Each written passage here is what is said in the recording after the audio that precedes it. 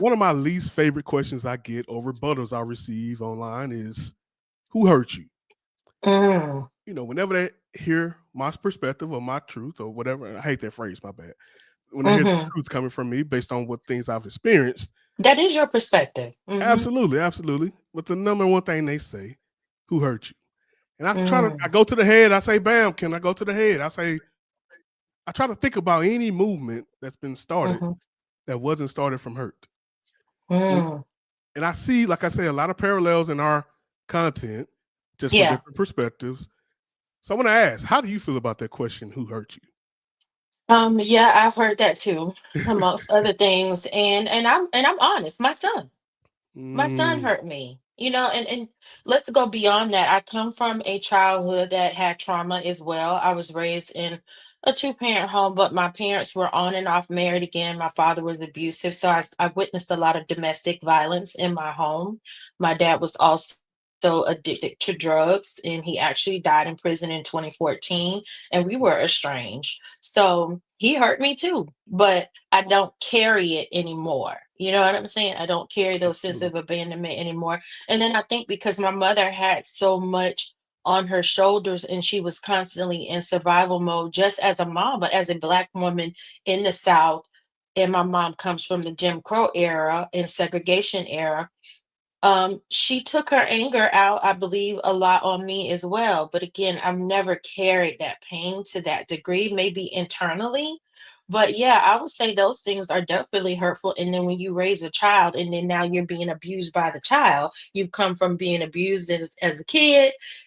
I was previously married and abused in that relationship. And then now my child is abusing and disrespecting me too.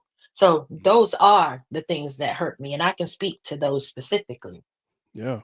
And I think the natural assumption is to say you are currently still hurt because you're speaking truth to the situation, Oh, yeah, and that's completely false. completely. I even have family members to this day reaching out and say, you need to forgive your mama.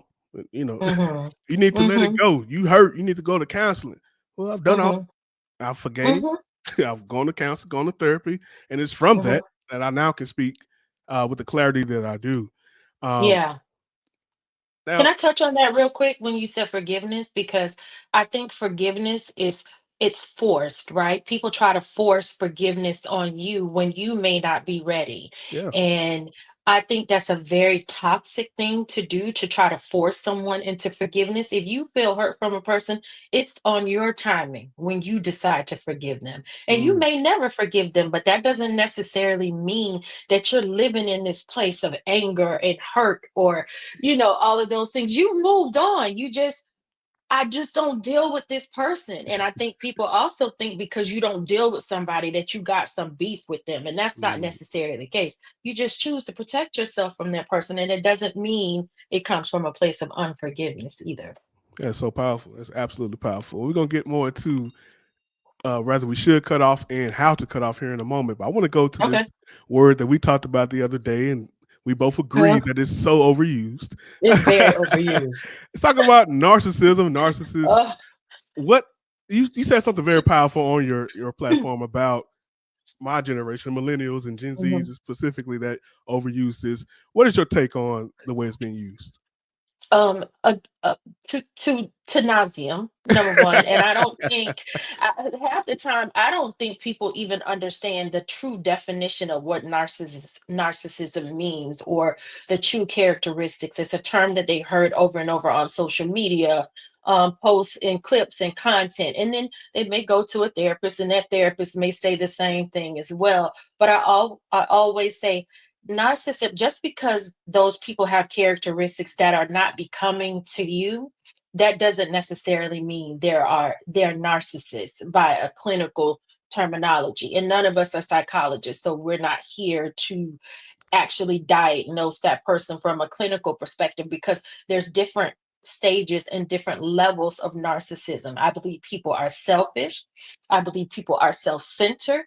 I believe people only have their best interests at heart. I believe people are manipulators and liars, and there's so many characteristics don't necessarily fit into narcissism, but the word has been constantly regurgitated Yeah. so much over the last couple years, especially in the therapy culture. that it, it has no true meaning behind it just because your parent showed up in a way that you didn't like. Absolutely. Definitely taking the power out of the actual definition. And Absolutely. let's go to this part here. So Okay. we from two diametrically opposed situations, because especially Hmm. in our culture, we're both black. I'm black. Yeah. You know, I know you black. I can see it. No, I'm Black just and black, black, black. playing. So we come from the Power to black the people black. Hmm. so we come from the black community through and through. Yeah. We know this dynamic of mother and son is Ooh. it's like tethered more than anything in history. Hmm. So for both of us to have this estranged relationship, you with your son, me with my mother, what do you think this type of dynamic says to our community? First of all, it's weird to me that I'm seeing so much of this. And to be honest, Mel, I a lot of my followers are now white women, which is crazy. And I'm like, damn, I thought it was just us. Right. And no, it's not. So I don't even think it's about that anymore. I find it odd that it's in our community because we typically hold our parents to such a high standard, good, bad, or indifferent. Yes, Yeah. they have traumatized the hell out of us, especially me. I got beat with extension cords, Oof. I got beat with switches, and I wasn't a bad kid. Like, I was so loving and caring and wanted to take care and nurture my mother, right? Yeah. But I feel like it could be twofold with the sons. I feel like some of them are, and I'm not taking away from your experience that Okay. you shared with me, but I think some sons are so angry with the fathers that are not there that they tend Mm. to take it out on the moms. And I just made a post on my TikTok and Instagram, and I said, we need to stop not abandoning, but stop abusing and disrespecting the parent that stayed Mm. because you're angry with the one that left.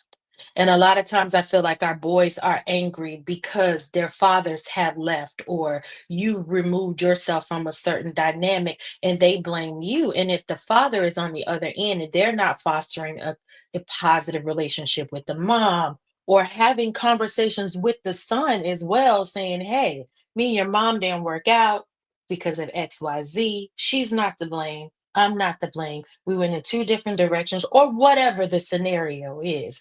But because a lot of men don't have those conversations when they do talk to their sons, if they're even present at all, it becomes this anger. And of course, your anger is going to be towards the person that's there for you.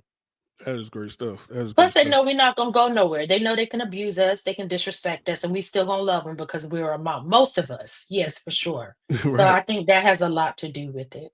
Hey, what's up, everybody? My name is Mel. Thank you for joining my channel. Thank you for checking things out here. Oftentimes, we go on people's pages and are like, man, what is going on here? What is the purpose of this channel? So let me be clear. The purpose of this channel is to speak truth regarding the nuclear family.